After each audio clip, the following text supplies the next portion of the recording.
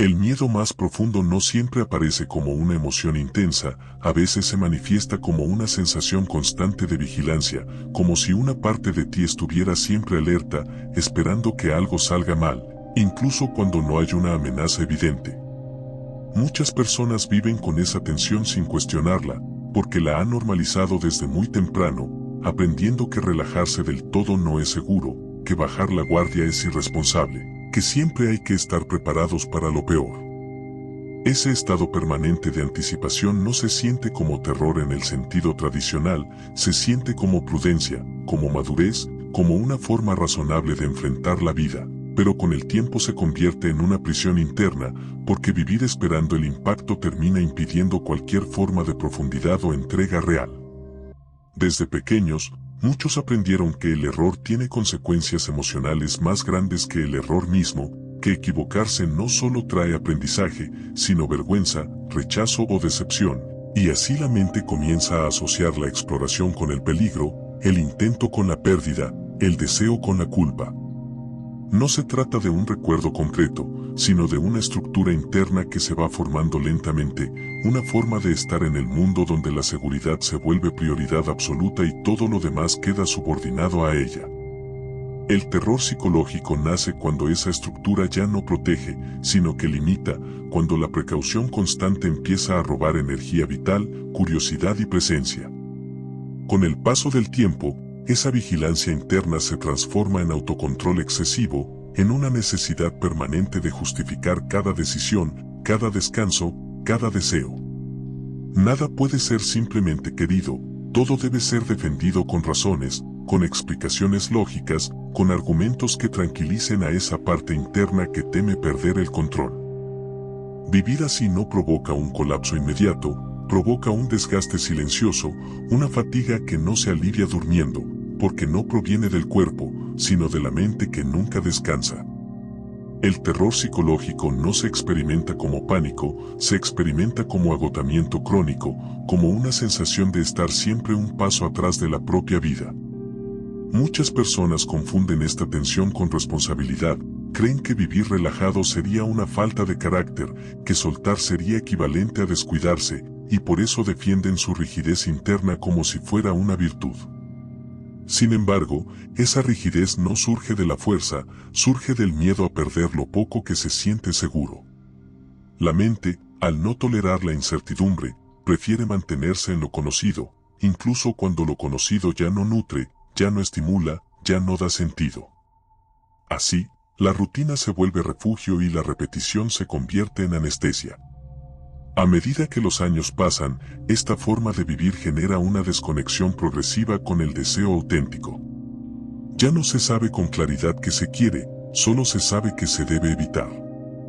Evitar errores, evitar conflictos, evitar decepcionar, evitar riesgos. La vida se organiza alrededor de la prevención, no de la construcción. Y cuando todo gira en torno a evitar, cualquier avance se siente amenazante, cualquier cambio parece peligroso, incluso aquellos que podrían traer crecimiento o alivio.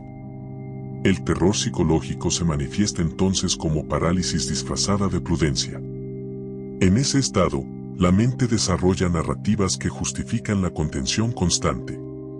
Se repite que no es el momento, que todavía falta preparación, que primero hay que resolver otras cosas, que más adelante será más fácil. Estas narrativas no suenan falsas, suenan sensatas, por eso funcionan tan bien. El problema es que el más adelante nunca llega, porque siempre hay una nueva condición que cumplir antes de permitirse avanzar.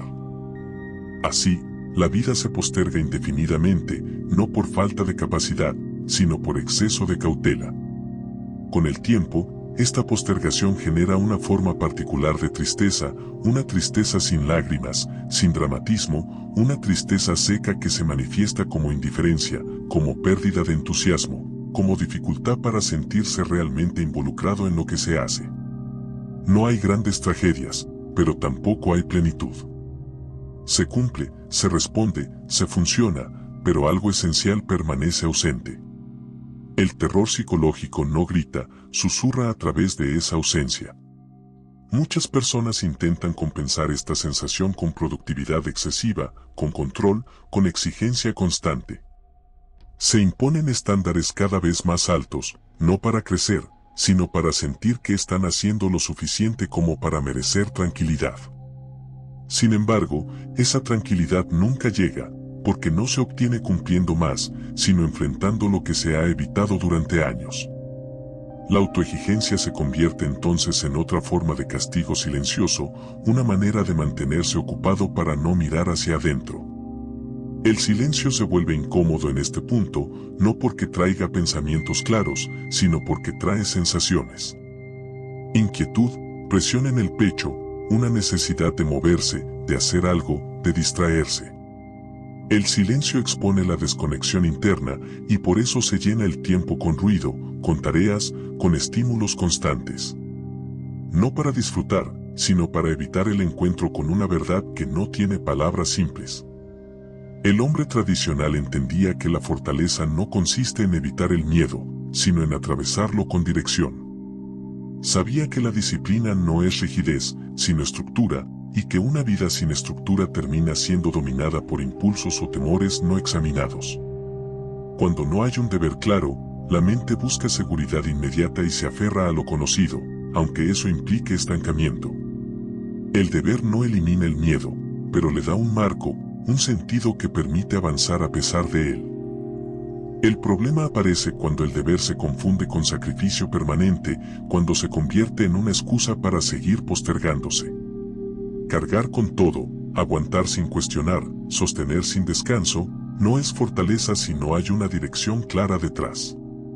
El sufrimiento solo fortalece cuando está alineado con un propósito, de lo contrario, solo desgasta. Y vivir desgastándose lentamente es una de las formas más silenciosas de terror psicológico. A lo largo del tiempo, esta forma de existir erosiona el respeto propio. No de manera evidente, sino sutil. Se empieza a dudar de las propias decisiones, a minimizar los propios deseos, a desconfiar de la intuición. Cada vez es más fácil escuchar las voces externas y más difícil escuchar la propia. Y cuando la propia voz se debilita, la vida empieza a sentirse ajena, como si se estuviera habitando un papel en lugar de una existencia real. Enfrentar este terror no implica un cambio abrupto ni una ruptura dramática. Implica honestidad. Implica reconocer cuánto de la vida actual está construido para evitar incomodidad y cuánto está construido para expresar valores reales. Implica aceptar que parte del cansancio proviene de haber vivido demasiado tiempo conteniéndose y que esa contención, aunque alguna vez fue necesaria, ya no cumple la misma función. El miedo no desaparece cuando se empieza a vivir de forma más coherente, pero deja de gobernar. Se convierte en una señal, no en una orden. Indica que se está saliendo del terreno conocido, que se está asumiendo un riesgo real, y aunque eso genera incertidumbre, también devuelve vitalidad. Porque la vitalidad no surge de la seguridad absoluta, surge de la sensación de estar avanzando en una dirección que tiene sentido. El terror psicológico pierde fuerza cuando se hace consciente, cuando deja de operar en las sombras de la rutina y se expone a la reflexión sobria. No se trata de eliminarlo, sino de entenderlo, de reconocer que fue una respuesta aprendida en un momento donde protegerse era necesario, pero que hoy puede ser revisada. Y cuando esa revisión ocurre, no aparece euforia ni alivio inmediato, aparece algo más silencioso y más firme, una calma distinta, la calma de quien deja de huir sin tener todas las respuestas, pero con la certeza profunda de que seguir igual ya no es una opción. Si este mensaje te incomodó, no lo ignores. La incomodidad es una señal de que algo dentro de ti sigue despierto. El terror psicológico no busca asustarte, busca revelarte. Revelarte aquello que has aprendido a evitar, a callar, a postergar. No todo lo que duele es malo, y no todo lo que es cómodo te protege. A veces, lo más peligroso no es lo que enfrentas, sino lo que decides no mirar. Aquí no hablamos de finales felices, hablamos de conciencia. Porque cuando empiezas a ver con claridad, ya no puedes fingir que no sabías. Y desde ese momento, la responsabilidad es tuya. Nos vemos en la próxima reflexión. Si es que decides volver a mirar.